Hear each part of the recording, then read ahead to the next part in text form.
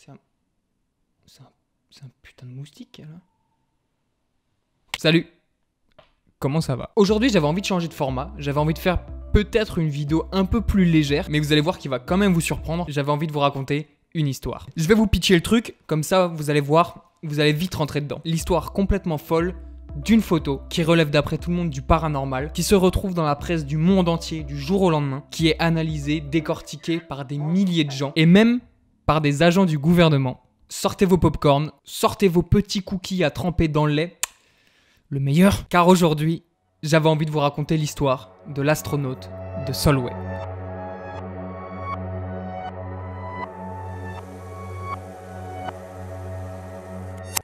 Comme toute bonne histoire, je vous mets dans le contexte. Je vous présente Jim Templeton.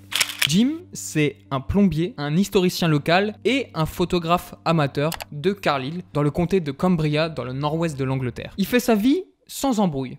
Il est bien. Au moment où je raconte cette histoire, nous sommes en 1964 et Jim a 44 ans. Ce jour-là, le 23 mai, il décide de faire une petite randonnée avec sa femme et leur fille Elizabeth, qui a 5 ans, dans les plaines de Solway et plus précisément sur les routes de Burgmarsh. C'est pas étonnant du tout, puisqu'il faut savoir que les criques de Solway, elles ont été désignées zone de beauté naturelle exceptionnelle la même année.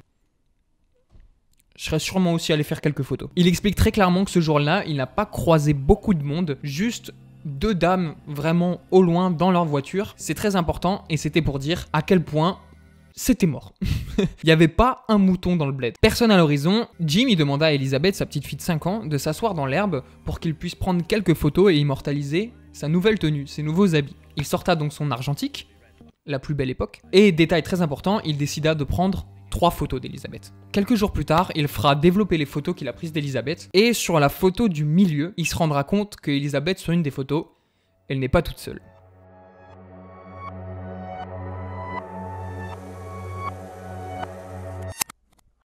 Vous l'aurez compris, et c'est comme ça que Jim est devenu l'auteur d'une des photos les plus connues du monde entier, nommée l'astronaute de Solway. Sur cette photo, on peut distinguer en fait une silhouette qui se trouve à l'arrière d'Elizabeth. Juste derrière elle, une forme un peu étrange, on n'arrive pas trop à deviner ce que c'est. On se demande même si c'est pas une personne en combinaison d'astronaute, une tenue spatiale ou un apiculteur.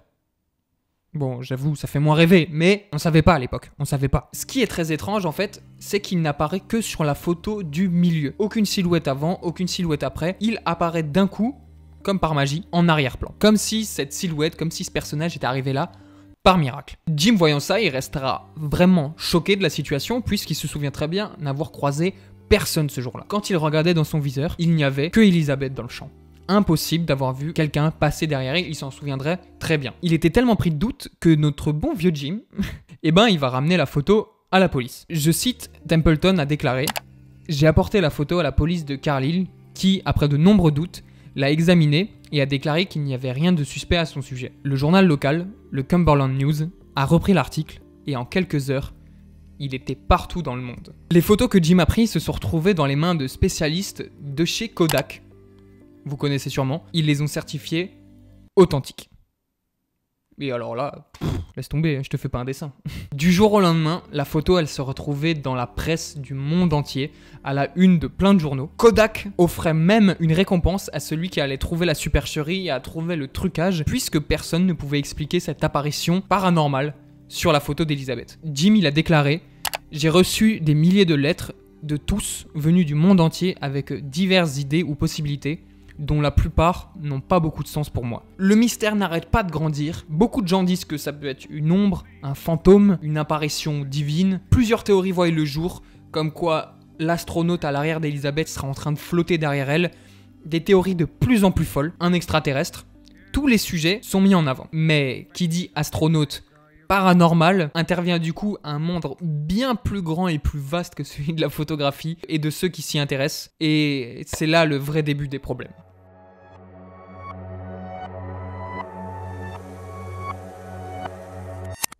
Après la publication de la photo dans les journaux, il est arrivé quelque chose d'un petit peu badass à Jim. Il raconte que 2 hommes sont venus sonner chez lui à sa porte pour lui indiquer l'endroit précisément où est-ce qu'il avait pris la photo. Je vais vous la faire courte.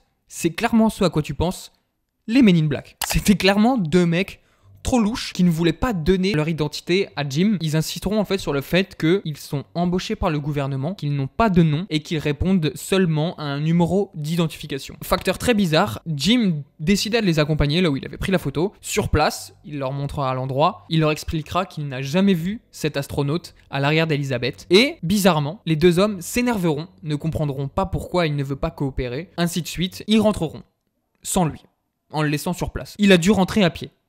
Les bâtards.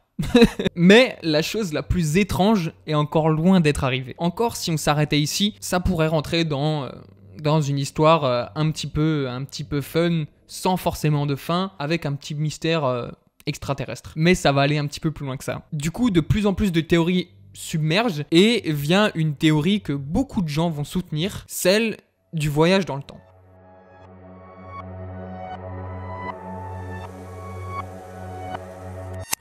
Est-ce que vous connaissez la théorie du voyageur temporel?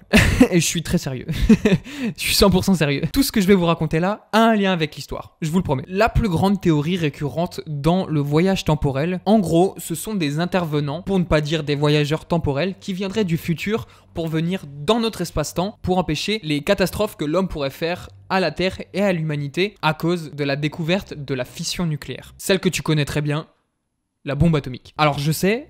On est en 1964, la bombe nucléaire existe déjà, on vient pas de l'inventer, Hiroshima et Nagasaki ont déjà eu lieu, mais ça reste une des théories qui n'arrête pas de revenir. Alors pourquoi cette théorie autour de cette photo, elle persiste et les gens y croient de plus en plus? C'est juste à cause d'une chose. Après que cette histoire elle lui arrivait à Jim, il a décidé de faire quelques recherches, de voir s'il n'avait pas pu se passer quelque chose de très bizarre en même temps que lui. Il s'était dit, je serais sûrement pas le seul, pourquoi il y aurait que moi qui arrivait un petit truc bizarre? Et ça a été le cas. De l'autre côté de la Terre, c'est le lancement du missile Blue Streak au Woomera Test Range en Australie méridionale qui a été interrompu. Ce lancement du missile a été interrompu car ils ont repéré 2 personnes sur le champ de tir. Il a déclaré que des techniciens avaient vu la photo de Jim dans les journaux internationaux et qu'il correspondait exactement aux personnes qu'il avait vues sur le champ de tir. Là, je dois commencer à perdre du monde. Le truc un peu badass, c'est que le Blue Streak, c'est un missile balistique à fonction nucléaire. Mais en fouillant un petit peu plus, par coïncidence, le Blue Streak n'a pas du tout été assemblé en Australie sur sa base de lancement, mais bel et bien à 50 km de là où a été prise la photo de Jim, sur la base de la Royal Air Force de Cumbria à Speydadom. La seule information notée qu'on peut trouver à ce sujet, c'est que le missile Blue Streak du 5 juin 1964, donc quelques jours à peine après la photo, n'a pas décollé pour cause d'oscillation incontrôlable pendant la phase finale de combustion. Alors, dans tout ça, c'est quoi le lien? Est-ce qu'il y a bien eu un voyageur temporel? Est-ce que c'est l'intervention d'extraterrestres? Est-ce qu'il y a un lien entre l'Australie et Cambria? Est-ce que la photo de Jim relève du surnaturel? Et si je vous disais qu'on avait élucidé le mystère?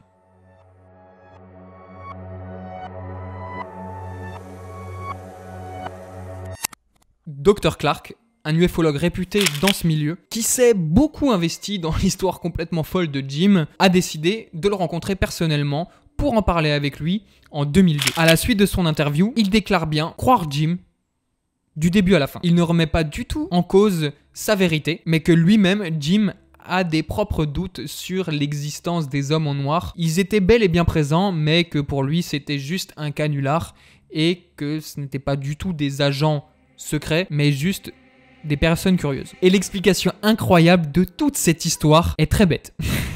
Je vous assure que j'étais très déçu. Il y a une personne dont on ne parle jamais depuis le début de cette histoire. Vous vous souvenez de la 3e personne qui accompagnait Jim et sa petite fille Elizabeth durant cette petite sortie? Oui, je suis autant déçu que vous, d'accord? Madame Templeton. On peut l'apercevoir sur cette photo prise aléatoirement dans la journée avec sa robe bleue et ses cheveux foncés. Et c'est là qu'on va faire la différence. Alors comment est-ce possible que Jim raconte la vérité et que d'un autre côté, il y a bel et bien quelqu'un sur cette photo que même lui n'arrive pas à expliquer? L'explication est très simple, un petit peu marrante, un peu décevante, je vous l'avoue. Avec son modèle d'argentique, quand on regarde à l'intérieur du viseur de ce modèle, on ne peut voir que 70% de la photo complète. Et c'est pour ça que Jim n'a jamais vu sa femme se lever derrière Elizabeth. D'où l'explication que sur la première photo, sa femme s'est levée hors champ, puis a traversé la photo pour se retrouver derrière Elizabeth, puis se retrouver cachée derrière Elizabeth sur la dernière photo. Et qu'à l'intérieur de son viseur, il n'a jamais pu la voir, tout simplement. Pour ce qui est la combinaison d'astronautes et de tout ce phénomène mondial, c'est juste une erreur d'exposition. Avec l'argentique, ce genre de choses, c'était pas possible, mais avec les moyens qu'on a aujourd'hui, en assombrissant la photo, on peut très vite se rendre compte qu'on peut apercevoir la robe bleue et les cheveux de la mère d'Elisabeth. Tout ça pour ça. Et pour ce qui est des hommes en noir, on ne saura jamais, est-ce que c'est pas Jim tout simplement qui en a rajouté de lui-même pour faire grossir et gonfler encore plus cette histoire, pour rajouter de l'engouement à tout ça. Pareil pour les coïncidences entre les missiles d'Australie, les arrêts de lancement, ainsi que la construction du missile juste à côté de cette photo. Tout ça, c'est des grosses coïncidences, on ne pourra jamais l'expliquer, mais je trouve ça complètement drôle. Quelque part, c'est super drôle et complètement fou de voir l'ampleur que ça a pris en fait. À l'heure où je vous parle, Jim nous a quittés, mais je trouve qu'il nous laisse une des plus belles histoires de photos qu'on aurait pu imaginer, de voir autant d'engouement derrière une erreur.